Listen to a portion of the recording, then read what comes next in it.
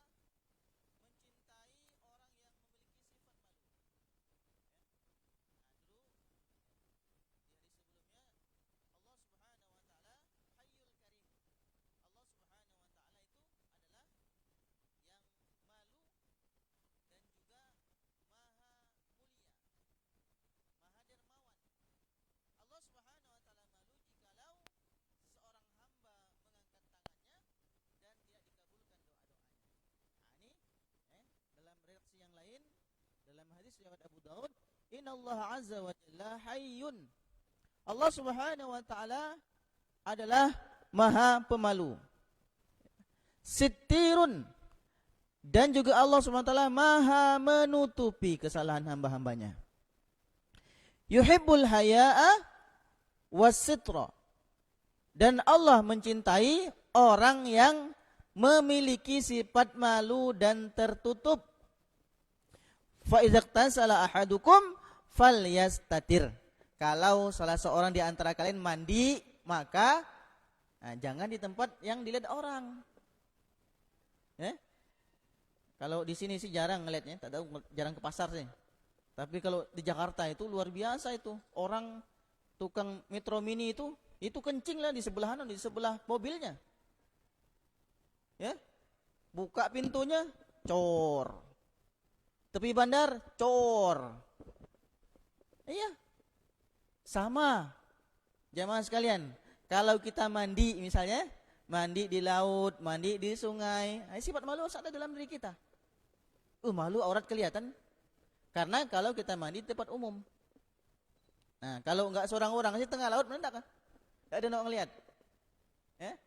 Nah, misalnya di Tanjung Tinggi, enggak ada seorang pun orang misalnya. Enggak ada yang ngelihat. Nah, itu boleh mungkin. Tapi tetap kalau kita memiliki rasa malu akan muncul nanti. Nanti kalau ada orang malu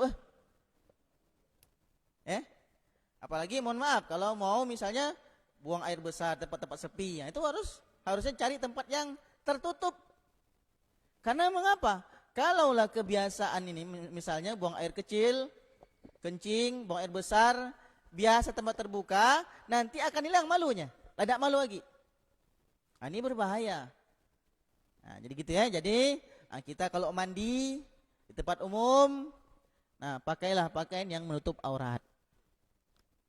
Termasuk kalau kita misalnya olahraga sama juga. Olahraga main bola kan itu celana pendek tuh. Pakailah pakai apa yang sampai bawah sini kan. Ada mindset kaki itu ya, ada ya. Yang bisa menutup aurat. Nah, karena kalau lah biasa terbuka auratnya, nanti lama-lama enggak malu lagi, biasa aja. Di rumah pakai kolor, ada tamu, enggak ada tamu, ya. Nah, enggak malu lagi, ini berbahaya nih. Mungkin kita banyak enggak paham juga aurat nih. Ya. Nak pakai kolor ke di rumah, menendak lah. Tidak tahu mungkin aurat laki-laki itu di mana batasnya. Ya? Kemudian saya sebutkan, kalau laki-laki di pusar sampai lutut, itu aurat laki-laki. Orang lah paham, dia akan malu. Saya kalau di rumah pakai kolor, kalau mau keluar itu keluar sedikit. Nah, biar sampai lutut, baru keluar. Nah, karena kalau mau ganti celana kan agikan ribut ke dapur-dapur kan, keluar sedikit. Nah, biasa gitu kan. Karena apa? Malu. Apalagi ustad pakai kolor gini. Kan malu. Nah, jadi harus bersitroh atau menutup diri. Nah, begitu juga malu adalah akhlak malaikat. Ala astahyi min rajulin tastahyi minhu al-mala'an. Al-malaikatu. Apakah aku tidak pantas merasa malu terhadap seseorang padahal para malaikat itu merasa malu kepadanya. Nah, jadi malaikat juga memiliki rasa malu. Kemudian berikutnya, malu adalah akhlak seorang muslim. Rasulullah sallallahu alaihi wasallam bersabda, "Inna likulli dinin khuluqan wa khuluqul islami al-haya'u." Setiap agama itu memiliki akhlak. Dan akhlak Islam itu adalah malu. Kalau tadi iman, sekarang akhlak. Kalau imannya baik, akhlaknya jadi baik. Kalau akhlak semakin baik, semakin tinggi rasa malu. Amun nak gibu malu, akhlaknya berarti buruk. Tidak punya akhlak. Tidak punya akhlak. Misalnya apa? Jadi tadi hubungannya. Misalnya seperti saya contohkan kemarin. Makan sama-sama, depan orang tua. Nah kan? Sebelah orang tua. Kalau kita kan menghormati orang tua dulu kan. Amun ada pemalau lagi, antam aja penting. Mendaklah orang tua belakangan. Isa-isa dari. Nah, itu hubungannya. Jadi akhlak itu sifat yang tidak hanya dibentuk dari iman saja. Dari tabiat, suluk. Perlaku kita sehari-hari itu dididik, dibiasakan, bahkan dalam sebuah adat kebiasaan. Menjadi sebuah adat kebiasaan. Nah, berikutnya, malu itu mencegah pemiliknya dari melakukan maksiat. Jadi ada seorang sahabat radhiyallahu anhu yang dia ini ngume ke saudaranya, mengecam saudaranya dalam masalah malu, dan dia bertanya kepadanya, sungguh malu itu merugikanmu. Disuruh begawe, malu. Disuruh berjualan, malu. Disuruh nyapu, malu. Disuruh nyangkul, malu. Merugikan. Kemudian Rasulullah SAW bersabda, dia mengeluhkan kepada Rasulullah SAW, da'hu, dia biarkan dia. Fa'inal haya'a minal iman. Karena malu itu adalah bagian dari keimanan. Tapi ingat, jangan semua-muanya malu. Jangan semua-muanya malu. Kita harus proporsional mengelola rasa malu. Di mana kita harus malu, di mana kita harus tidak malu. Kemudian malu itu beriringan dengan keimanan. Jika salah satunya hilang, maka hilang yang lainnya. Ini sampai ke hadis Rasulullah semua. Al-haya'u wal iman qurina jami'an. Malu dan iman itu beriringan. Qorin, pendamping, berdampingan. Fa idza rufi'a ahaduhuma, kalau salah satu di antara keduanya hilang, tidak ada, rufi'al akhar, maka yang lainnya juga jadi hilang. Kalau orang tidak beriman, tidak malu lagi.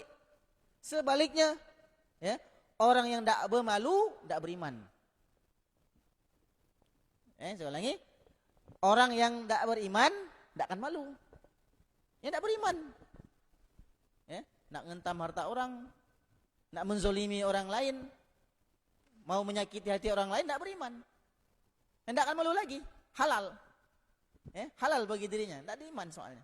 Begitu juga orang yang dia tidak memiliki rasa malu, maka akan mengikis keimanan yang ada dalam dirinya. Nah, kemudian berikutnya, malu akan mengantarkan seseorang ke dalam surga.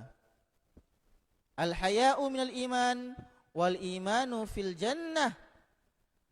Malu adalah sebagian dari iman. Keimananlah yang akan menyebabkan seseorang masuk ke dalam surga. Wal bada'u minal jafa'i wal jafa'u finnar. Dan perkataan kotor. Orang yang mengucapkan perkataan kotor ini biasa dia, tidak malu lagi. Itu bagian dari tabiat yang kasar. Dan tabiat yang kasar itu adalah tempatnya di neraka. Nanti kalau nak kasar-kasaran kan malaikat. Itu sifatnya orang yang penghuni neraka. Nah, tapi ingat, ini untuk membedakannya. Tapi harus dibedakan mana dia al-haya'u atau dha'fu, atau ajzu.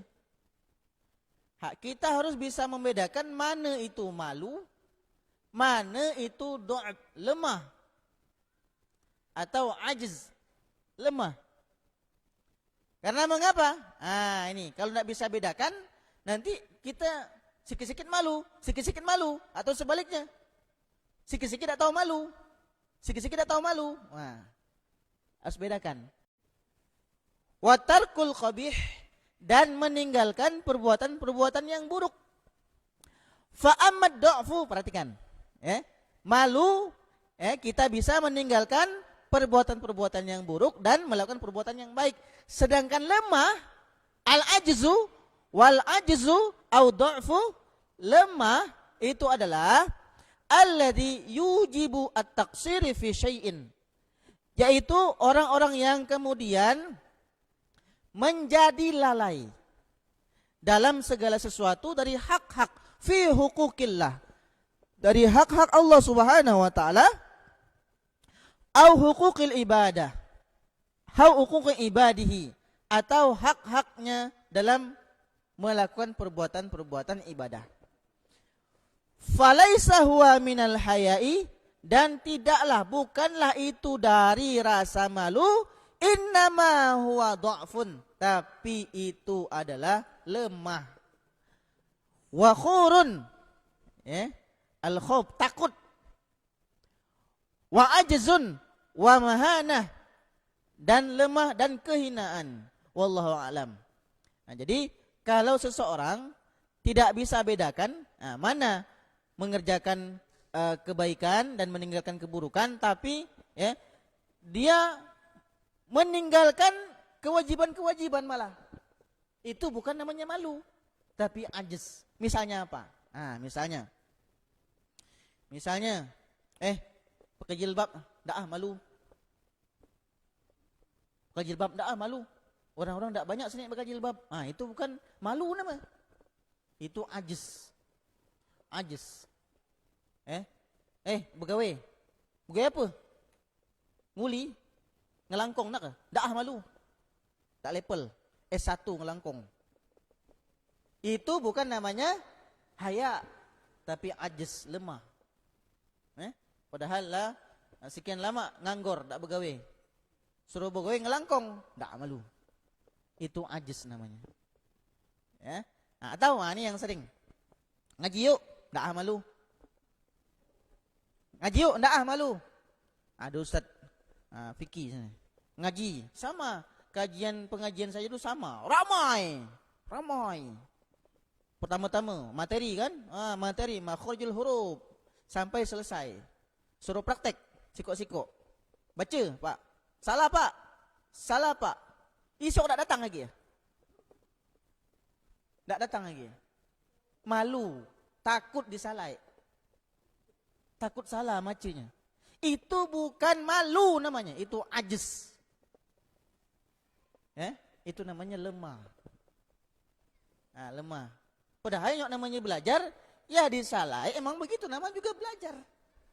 Ya kan? Namanya juga belajar. Belajar ya siap disalahkan.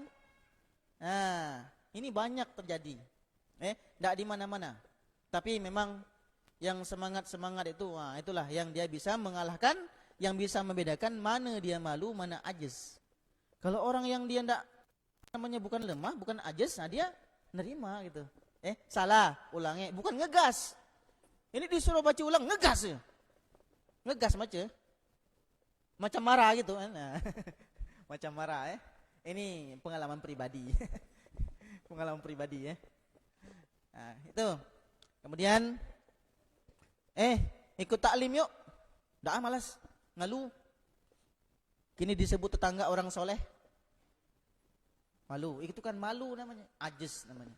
Lemah. Lemah iman. Bagus bacaannya, bacaanlah bagus, jadi imam, ndak malu. Akhirnya suruh-suruh jadi imam, surung-surongan. Kaulah, maju dok di belakang. Ancur bacaan, astagfirullahalazim. Gara-gara malu. Surung-surongan aja nih. Imam berdalah bagus bacaan kan? Ini kan banyak yang bacaan bagus nih. Alhamdulillah di sini ada imam tetap nih. Hafiz Quran, suaranya indah. Dulu lama di imam ini surung-surongan. Kaulah maju dok di belakang. Bacaan ancur menyesal juga jangan-jangan. Jadi itu bukan malu. Kalau kita sudah sampai kapasitas kita, maka itu bukan malu, tapi ajiz namanya. Ajizun, dha'fun, lemah. Ada sebuah hadis dalam riwayat Ahmad, haddatsana Muhammad ibni Ubaid, haddatsana Aban ibni Ishaq. Kita langsung kepada redaksi hadisnya. Qala Rasulullah sallallahu alaihi wasallam zata yaumin, istahyu minallah azza wa jalla haqqal haya. Malulah kalian kepada Allah dengan sebenar-benarnya malu. Kemudian qala qulna ya Rasulullah. Mereka kemudian dia berkata, kami berkata kepada Rasulullah, ya Rasulullah, inna nastahi walhamdulillah. Rasulullah, kami inilah malu, alhamdulillah. Qala laisa dzalika walakin man istahyi minallahi haqqal haya. Bukan itu malu, tapi malu yang sebenarnya kepada Allah Subhanahu wa taala. haqqal haya, falyahfaz ra'sa wa ma hawa. Yang malu itu adalah orang yang bisa menjaga yang ada di kepalanya, otaknya, dan apa yang ada isi dalamnya. Kadang-kadang memang ada perbuatan-perbuatan buruk yang kadang tidak kita ungkapkan secara lisan, tapi di otaknya ada muncul. Nah, biasalah itu perbuatan fakhsya, perbuatan fakhsya. Nah, wal yahfad al batna wa ma wa'a, dan hendaklah seorang malu dengan perutnya dan apa isi yang ada di dalamnya. Isi perut kita itu, apa isinya? Wal yadhkurul mauta wal bila, dan seseorang yang dia mengingat kematian dan kebinasaan. Wa man aradal akhirah taraka zinatad dunya, barang siapa yang dia menginginkan akhirat, maka hendaklah dia meninggalkan perhiasan-perhiasan dunia. Zinatad dunia, indahnya dunia ini.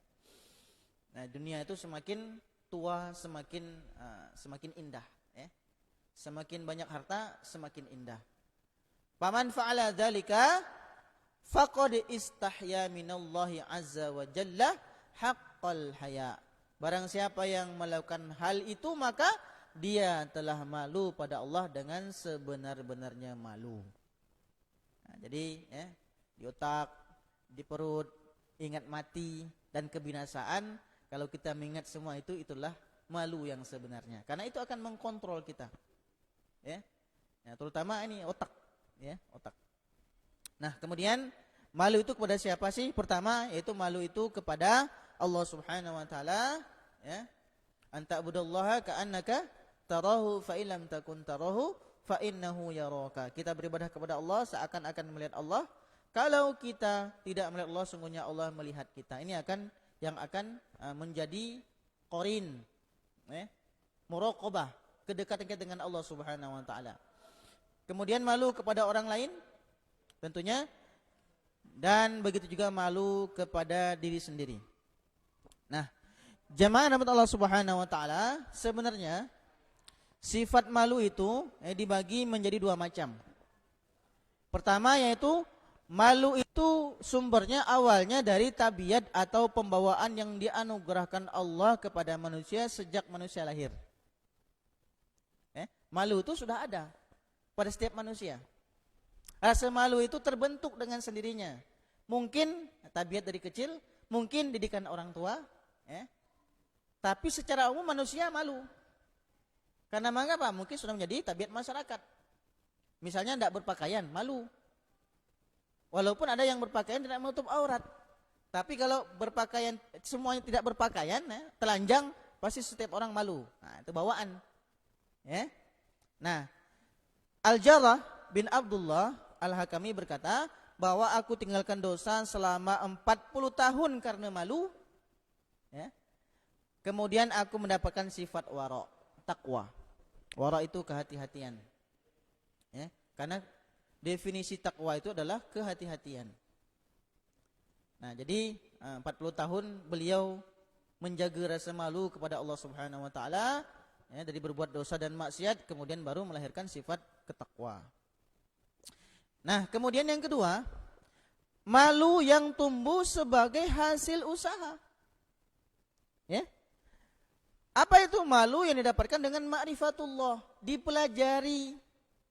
Malu itu dengan mengenal Allah, mengenal sifat Allah yang maha melihat, maha mendengar, sami' basir, maka akan muncul rasa malu. Mengenal keagungan Allah, kedekatan kepada Allah, perhatian, pengetahuan terhadap mata yang berkhianat dan apa yang dirahasiakan dalam hati kita. Nah, malu yang inilah yang harus dikembangkan. Malu yang dipelajari. Malu yang tumbuh sebagai hasil usaha. Bagaimana mendapatkannya? Belajar salah satunya. Belajar bedakan mana yang harusnya malu, mana yang harusnya tidak malu. Misalnya aurat, mana yang harus diperlihatkan, mana yang tidak. Hakikat ikhlas, mana yang dia ikhlas, mana yang riya. Dipelajari. Tazkiyatun nufus. Bagaimana cara mensucikan jiwa ketika kita beribadah. Bagaimana kita bersikap ikhlas, itu harus dipelajari. Ini yang disebut dengan malu sebagai hasil usaha. Nah, ya. Rasulullah SAW bersabda, kullu ummati mu'afan illal mujahirin. Setiap umatku dimaafkan dosa-dosanya kecuali seorang mujahir. Nah, ini mungkin pernah mendengar seorang mujahir.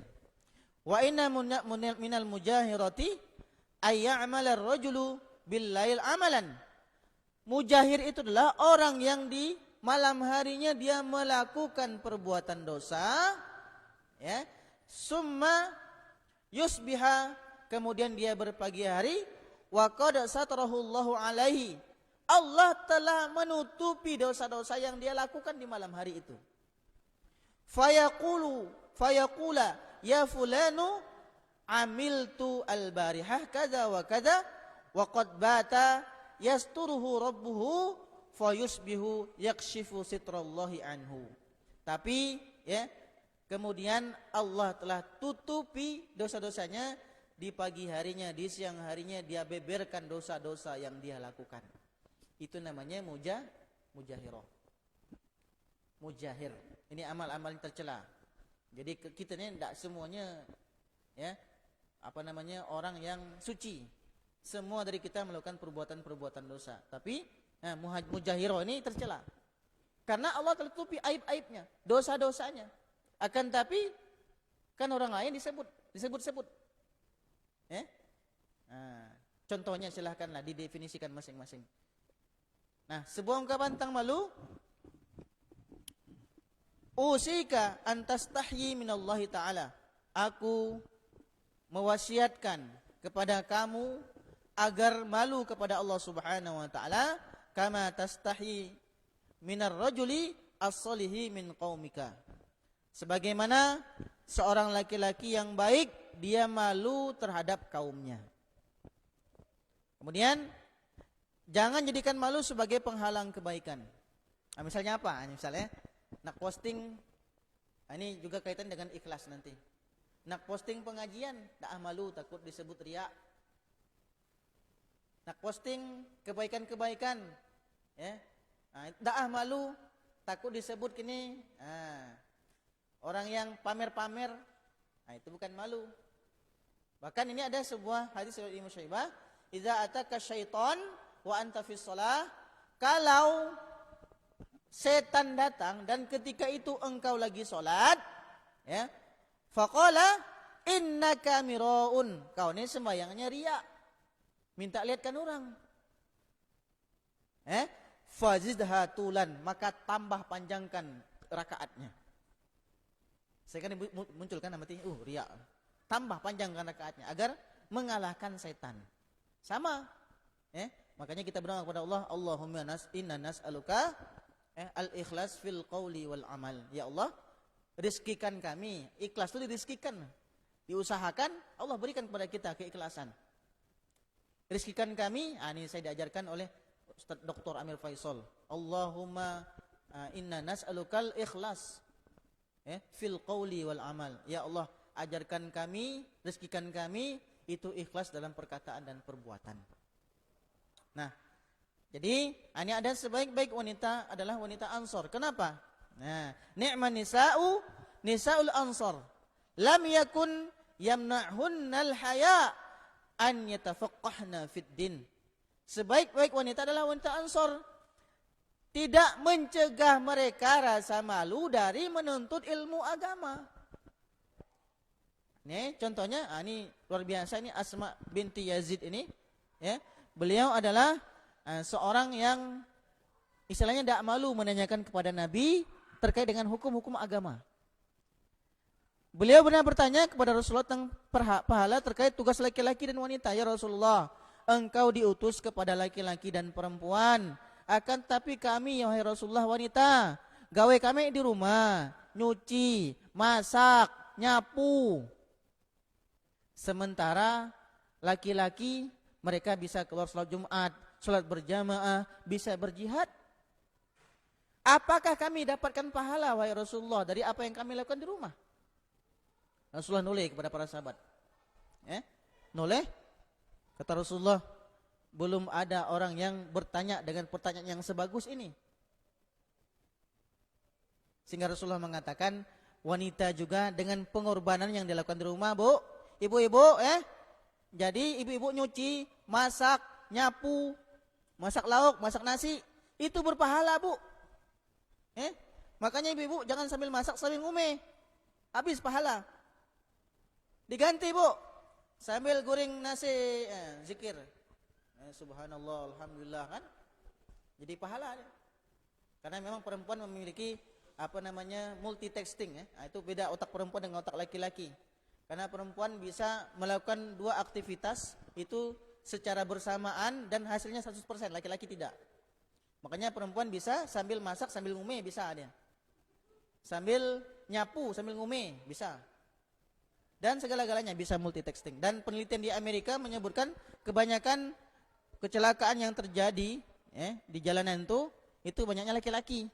Dikarenakan laki-laki sambil nyopir sambil nelpon. Tapi kalau perempuan enggak. Dia bisa membagi dua-duanya itu 100%. Itu kelebihan wanita. Nah, bahkan beliau ini pernah bertanya tentang mandi junub sampai Rasulullah malu ngejawab tentang mandi junub. Kata Rasulullah, ini dalam buah hadis itu, kemudian ambillah kapas dan berilah minyak wangi, kemudian bersihkan. Kata Asma, bersihkan apa Rasulullah? Rasulullah malu. Bersihkan bekas darahnya, kata Aisyah. Sampai Rasulullah yang malu. Tapi kalau dia tidak bertanya seperti ini, akan dia dihukum. Jadi kalau ada yang bertanya jangan malu nanti ya. Kalau kita malu, kita tidak akan mendapatkan faedah-faedah keutamaan yang besar dari pertanyaan-pertanyaan yang ingin kita tanyakan. Nah, tapi kita lihat banyak sekarang wanita itu kehilangan mahkotanya itu rasa malu. Sikap malu ini harus dimiliki setiap muslim karena akan mencegah diri dari perbuatan dosa. Terutama anak kita. Kita harus ajarkan tentang rasa malu, terlebih lagi anak perempuan. Ini di surah Al-Qasas Allah Subhanahu wa taala mensyaratkan dalam Al-Qur'an rasa malu seorang wanita Madian terhadap Nabi Musa. Dalam surah Al-Qasas itu Allah berfirman, faja'athu, setelah Nabi Musa membantu 2 wanita ini, Madian ini, kemudian Nabi Musa duduk, karena bapaknya ajuz, bapaknya itu tua, nggak bisa, tapi orang-orang yang lagi ngambil air itu ziham, lagi ramai, dia nggak bisa masuk, Nabi Musa tolong, dia kembali ke bapaknya, kemudian bapaknya mengutus wanita ini. Nah, apa? Faja'athu ihdahuma tamshi 'ala istihya'in qalat. Kemudian datanglah salah satu wanita tadi kepada Nabi Musa dengan rasa malu. Rasa malu orang zaman dulu. Orang zaman dulu malu, perempuan tuh ada sikap malunya. Qalat inna abi yad'uka liyajziyaka ajra ma saqaita lana. Abi, bapakku mengundangmu untuk membalas jasa yang telah engkau lakukan kepada kami, yaitu ngambil air tadi. Perempuan ini malu, berjalan enggak malu. Nah, kalau perempuan sekarang malah terbalik. Enggak bermalu ya. Nah, ini contohnya, ini zaman Nabi Musa. Nah, kita lihat. Wanita yang disifati zaman dahulu sebagai wanita yang suka keluyuran, kalau sampai sekarang lah wanita tomboy, suka membuka aurat, dah hilang rasa malunya. Tabarruj, bersolek. Allah Subhanahu wa taala berfirman di dalam surah Al-Ahzab, wa qarna fi buyutikunna wa la tabarrajna tabarrujal jahiliyatil ula. Diamlah wahai perempuan kalian di rumah dan janganlah kalian bertabarruj dengan jahiliyah seperti zaman dahulu. Nah, campur baur dengan laki-laki, ikhtilat, bersinggul-singgulan, berdempet-dempetan, rajin Nah, itulah hilang rasa malunya. Nah, kecuali ada kebutuhan yang dibenarkan syariat, maka wanita tersebut adalah wanita yang tidak didik dengan oleh Al-Quran dan Islam yang benar. Nah, maka kita sebagai nanti bapak-bapak, seorang suami, wajib kita berhati-hati dan menjaga istri, anak-anak perempuan kita agar tidak mengikuti pergaulan dan mode-mode yang merusak dan menghilangkan rasa malu seperti terbuka aurat, bersolek. Anak tuh dari kecil diajarkan nutup aurat, ya, berjalan dengan laki-laki yang bukan mahram, ngobrol dengan laki-laki yang bukan mahram, apalagi sampai berpacaran. Jangan malah memberikan izin kepada anaknya untuk berpacaran, ya, berikan izin, berikan lampu hijau. Nah, ini berarti telah mendidik untuk anak kita hilang sifat malunya. Nah, kita lihat contoh. Kita lihat anak-anak zaman sekarang sudah hilang rasa malunya, bahkan kita, ya, seakan-akan diarahkan, ya, dengan kemajuan teknologi 4.0, revolusi industri ini dengan media sosial. Salah satunya adalah ini. Mungkin tahu ya. Pakai masker. Anak yang di bawah 5 tahun lah jago berjoget TikTok. Ya. Jago menggoyangkan pinggulnya. Orang tua, anak aku hebat, jago. Ini adalah salah satu didikan orang tua. Didikan orang tua. Karena orang tuanya juga suka TikTok. Nah, orang tuanya juga suka berjoget-joget di depan itu. Karena mengapa? Ya, sungguhnya Ibnu Adam dilahirkan dalam keadaan fitrah. Pak abawahi yuhawidanihi wa yumajjisanihi au yunassiranihi. Orang tualah yang menjadikan dia Majusi, Nasrani, Yahudi. Nah, kita joget sampai hilang urat malu, tapi orang lain yang kaya. Ini bosnya. Orang terkaya di dunia, kekayaan hingga 228 triliun. Nah, kita nak putus urat malu, dia yang kaya. Nah, baik Baik, kita lanjutkan insyaallah di pertemuan yang akan datang. Tak habis juga, mudah-mudahan kita bisa habiskan di pekan depan dan kita lanjutkan kepada hadis berikutnya, yaitu tentang istiqamah. Adanallahu wa iyyakum ajma'in wallahu muwaffiq ila aqwamit thoriq. Assalamualaikum warahmatullahi wabarakatuh.